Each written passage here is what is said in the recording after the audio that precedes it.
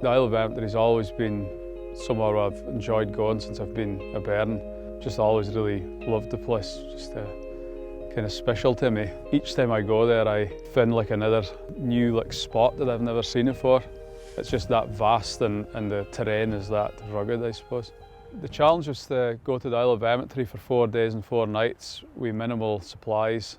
The idea was sort of to live as self-sufficient as I could for that time. Being isolated, not having any sort of modern technology, no smartphone, no internet access, just basic camping stuff, a tent and sleeping bag and fishing rod, that kind of thing.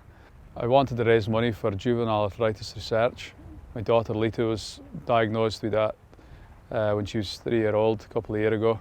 I wanted to raise money for them so they can continue searching for a cure for that debilitating disease. I also was wanting to raise money for Macmillan Cancer Support, Shetland nurses. They've supported my niece Lauren through her cancer treatment and ongoing recovery over the past year or so. So that was 2 charities that was pretty close to my heart. It all happened pretty quickly. I really only decided I was going to do it about 3 weeks before I actually went. Decided to make a trip into the LHD and get the supplies that I didn't already have. I had to get my friend to agree to be able to run me out there because I didn't want to have a boat with me, so I had no means of escape. On the day that I left to go out to Vementry, it just happened to be that Chris and Jet, that were doing their charity walk right around the UK, were passing pretty much by our door. He expressed interest in coming out to spend the night out in Vementry, so he ended up coming out the following night. Maybe wasn't a complete isolation for that night, but I learned a lot from him. I felt really excited to be getting going with it because I'd been looking forward to it. I think like the week before maybe I'd been kind of dreading certain bits of it, but by the time it actually came to go I was really excited.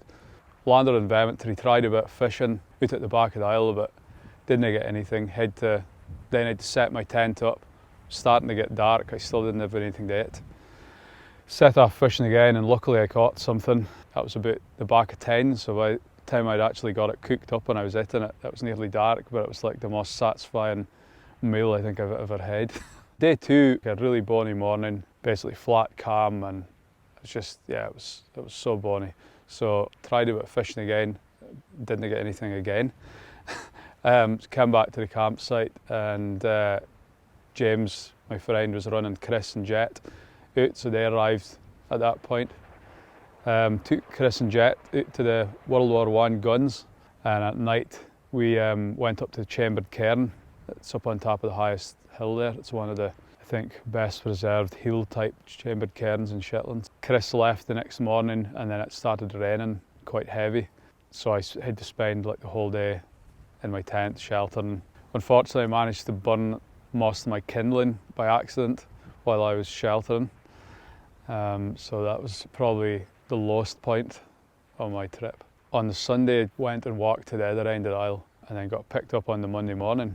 Well, I was pretty sick of eating purely porridge and fish, so yeah, the last morning it was a bit of a struggle. But yeah, no, it's a good feeling to get home and see the bairns and see Claire and yeah, just kind of get back to home comforts a bit. But I probably could have done a few more days, but it would have got more tough, I think.